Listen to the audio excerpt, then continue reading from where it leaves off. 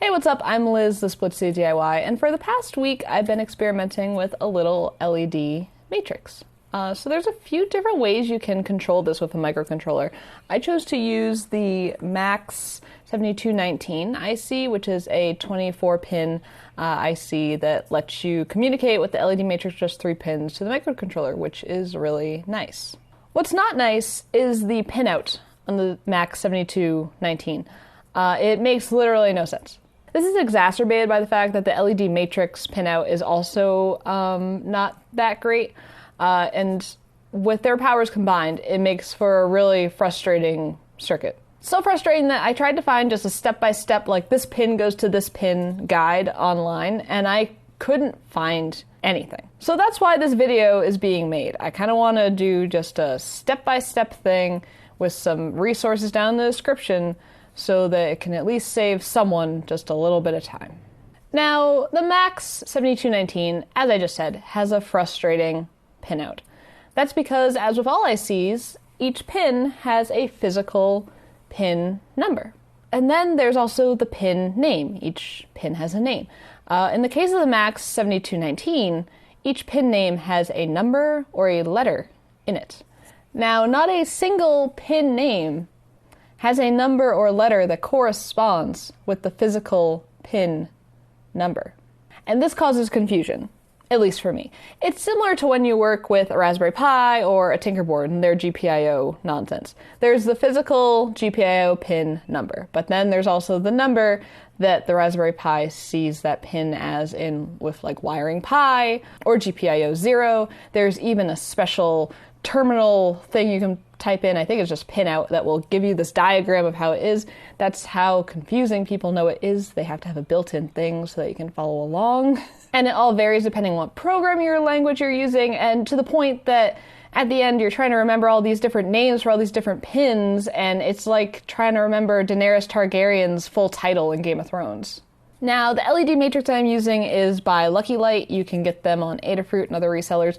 They're super common, and like Lucky Light is just the reseller. There's others as well that make the same thing. And unlike the MAX7219, it only has physical pin numbers, which is good. And it kind of goes in a semicircle around, but there's no dot or anything telling you like what pin 1 is. You just kind of have to look for the serial number on the side, and then you'll know that the top left pin is pin 1, and you kind of go from there.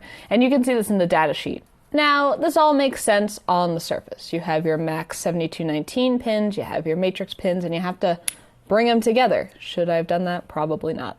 There's a great MAX7219 resource on the Arduino Playground site that I'll link down below.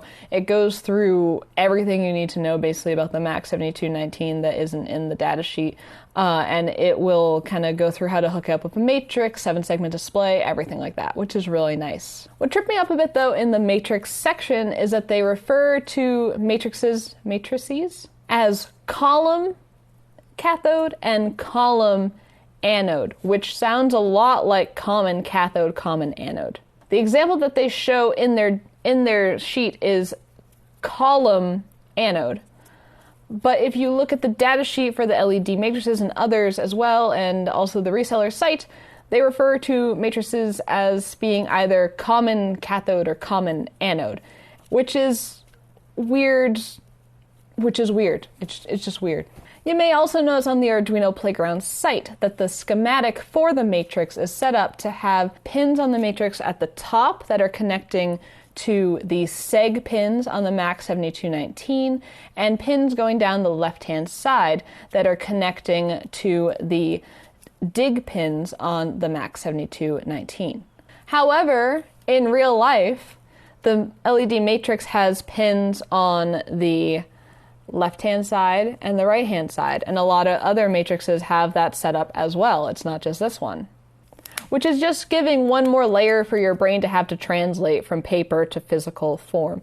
And in fact, there's even one more twist. If we go back into the data sheet for the LED matrix and look at their LED matrix schematic, you'll see that the physical pins for the matrix are split up a bit on the actual schematic for how they're going to pin out to whatever driver is driving them.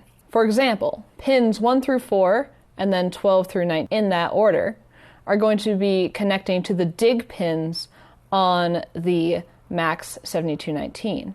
This is followed by the matrices pins 5 through 9, followed by 16 through 13, in that order, connecting to the seg pins on the MAX7219. I think I tried wiring the circuit up a good 4 or 5 times before I finally got it. I couldn't find a wiring diagram or just a simple chart showing me what pins went to where anywhere.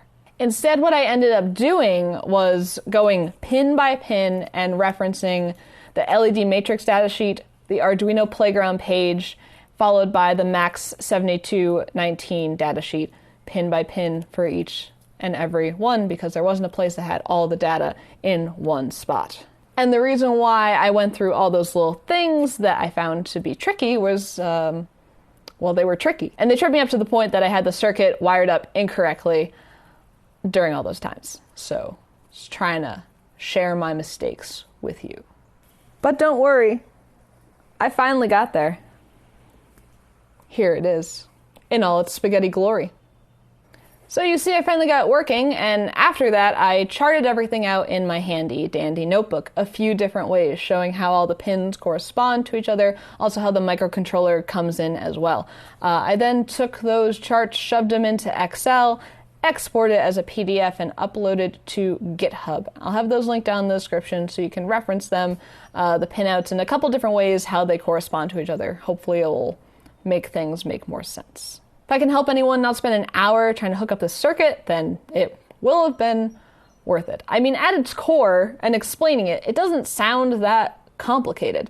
And it really isn't. You're just connecting pins to pins. But it's just that it's so unintuitive that once you get into it and you're trying to wrap your brain around it, it's just tricky. At least I find, and I assume others probably will too.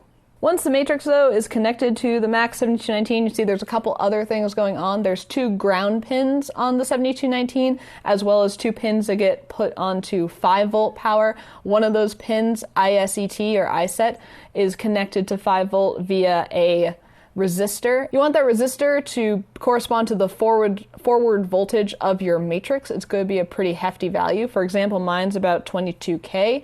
You'll have to look at your data sheet for your matrix to figure out which one you'll need, but it's going to be big. It's not going to be like your standard 220 ohm for a single LED, because that pin is actually what's providing power to all of the LEDs. Everything else is just sending data, but to give the actual power to the LEDs, it's that pin. So that's why there's a resistor on there. And then to communicate with your microcontroller, there's 3 pins, TX, RX, and then you need a digital in and out. So I'm using a Metro M0 just because I find it's easier to prototype with an Arduino style board. You could of course use a much smaller board, considering it's only using that many pins, like a trinket even.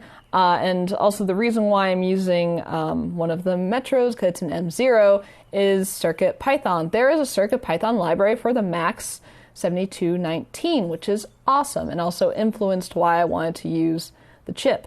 And what you see right here is some example code that I've modified ever so slightly. Maybe you've seen what I modified it to.